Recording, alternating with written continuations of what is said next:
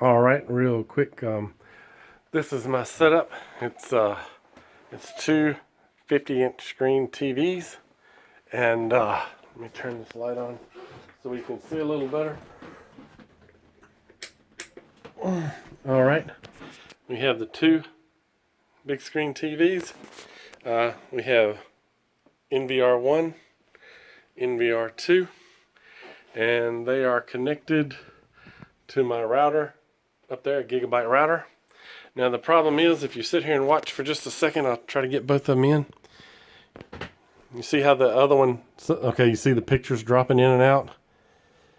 I'll wait for just a second. There it is. The one on the bottom left just changed. I'll wait in front of a second. There it goes. Another one in the bottom on the far right just went out. Now what's happening is this right here. Let's get an IP channel config on this one down here on the bottom.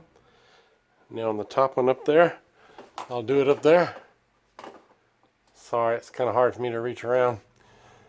Okay, now what happens is, even though they've all, and I don't have all 8 cameras on here, I couldn't find the other 2, they've all got a different MAC address than the ones up here. All have different MAC address, but the IP addresses get assigned the same. They get assigned the same IP addresses. So if you've got a picture up here, like this is channel 1, 192, 167, 147.4, and over here it's channel 3 is 168, 147, 170, 147.4.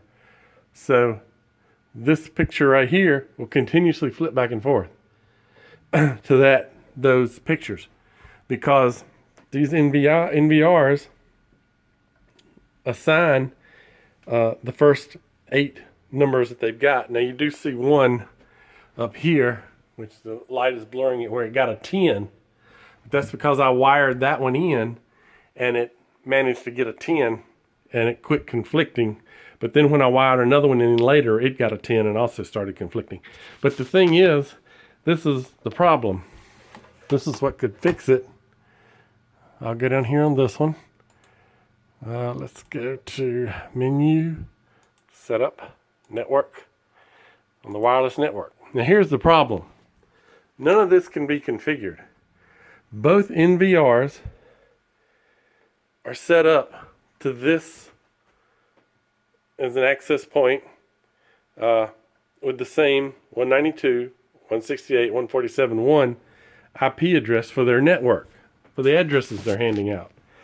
So you can see on the top one up here, which I'm sure you know this, you made the thing, but I'll get around to my question in just a second. It doesn't really make any sense to have it this way. See, once again, on the NVR2, same subnet, 192, 168, 147.1. Now on this screen, there really needs to be a way to just toggle off the DHCP or the automatic addressing down here. Just toggle it off on at least one of these NVRs and have only one give out IP addresses to the whole network. And then on the other NVR where it's toggled off, it would simply ask the first NVR for the address. So it would also get an address from the first one just because it's toggled off. Instead of providing the gateway of 192, 168, 147.1, it would just get an address from this one. And all the cameras would get an address from this one. Then, once everything's got an address, you would simply go back as cameras found an address. You would go back to, get out of here, your config, and do a search. And since the cameras would have an address from NVR1, when they came up, you could assign them the exact same way on both NVRs. You could just go to the NVR and assign, hit search, and assign them as you normally would. And in that way, you could have up to 254 cameras, or about 30 different systems, which I don't think anybody would ever have 30 different systems.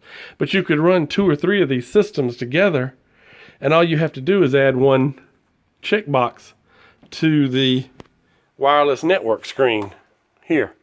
Once again, back to it. I already showed it to you. I hope that makes sense. I don't have a lot of time. I've been working all day. Just have it where you can switch out that it's no longer giving out IP addresses. And that way we wouldn't have 2 boxes giving out IP addresses on the same network, causing all these conflicts. Also, I worry that for some reason when the cameras lose power, they come back with the same address, and that shouldn't happen. A network device should lose its IP address when it goes without power, so that when it comes up, it'll search out the nearest DHCP server and get a new address. But your cameras do not. But even though I do know they can be readdressed, because if I hooked one in via wire, it got an address above 0.9. In the beginning, it was only getting 0.2 through 0.9 as its 4th octet.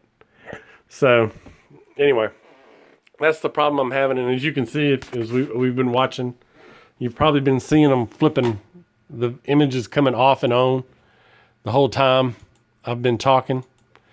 If we watch the screen a little closer, right now we've got 6 because I found 6 cameras. It should just stay this way, but give it a moment. And of course, now that I'm waiting and doing all this video, it's not going to do it.